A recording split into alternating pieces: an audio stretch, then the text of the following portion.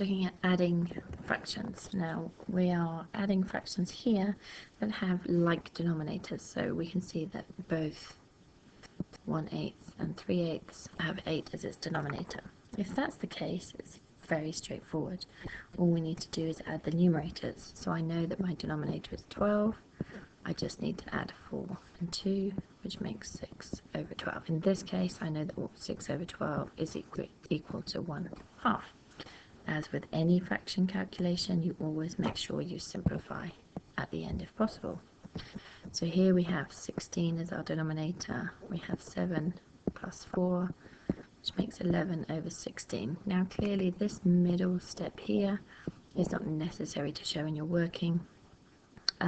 You can just go straight from this to this. So as you can see, denominator does not change. We add the numerators. So next example, denominator of 10, 4 plus 2 gives us 6 over 10, which simplifies to be 3 over 5. Here we have 3, we have 2 plus 1, which gives us 3 over 3, which we know is equal to 1.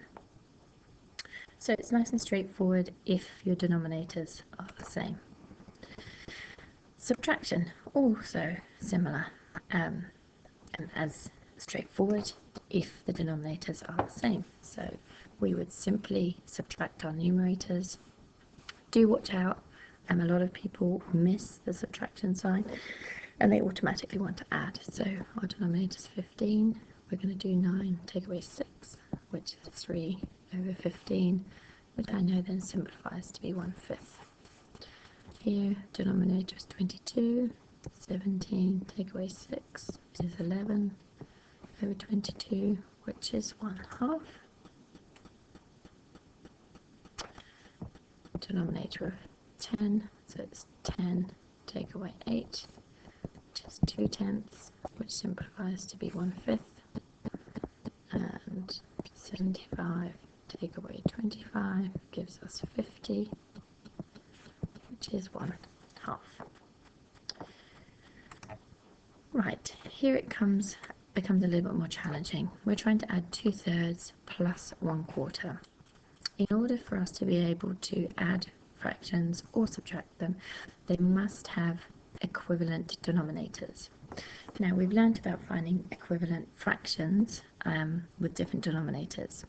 So when we're choosing our equivalent fraction, we need to choose one that has the same denominator as the other fraction. So to do that, we're going to find the lowest common denominator between our two denominators. So to do that, you may be able to look at those numbers and know which number that you want, or you can go through the times tables. So 3, 6, 9, 12, 15, 18. That should do for us for a while. We then find multiples of 4, so 4, 8, 12. Now as soon as I've seen this 12, I can see it's in both lists, and so I'm going to use that as my lowest common denominator.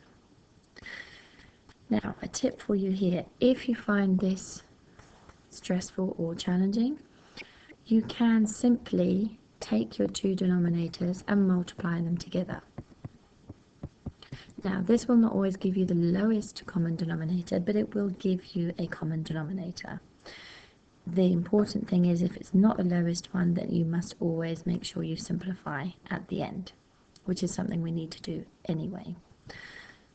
But taking this example further, so what we need to now do is change each of the fractions to have a denominator of 12. So 2/3. So 2/3 now has a denominator of 12. How do we go from it being a 3 to a 12? We multiply by 4. So we do the same on the top. So it's going to become 8/12. How have we gone from being a 4 to a 12? We've multiplied by 3. So we're going to multiply the top by 3 and becomes 3/12. So now we are changing our question from 2/3 plus 1/4 to 8/12 plus 3/12. 8 plus 3 is 11, and our denominator does not change. reduce to the lowest terms is our final step. We know that 11/12 is a symbol that can go, so that is our final answer.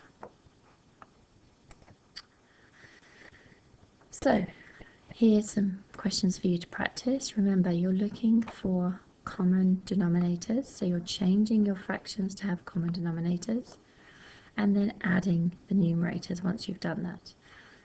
I would suggest you pause the video here, have a go at these examples, and then check that you have them correct. And there are the solutions to those problems. So just double check and do make sure that you did simplify this 33/24. And subtracting. Subtracting is just the same as adding. Obviously, rather than add your numerators, you will subtract them. So we do need to find our lowest common denominator again. So 5, 10, 15, 20, 25, 30, 35, 40, 6, 12, 18, 24, 30, so we can stop here. So 4/5 we need to change as a denominator of 30, so we multiplied that by 6, so we're going to do the same to the top. And 6 we multiply by 5.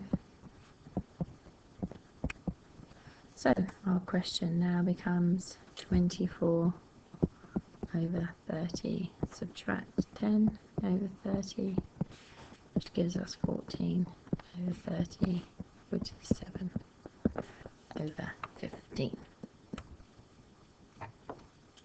Okay. And again, here are some examples for you to have a go at. I would pause the video and then you can check your answers afterwards. And there are the solutions to those. You may have different working denominators to mine. As long as your final answers are the same, you're good to go.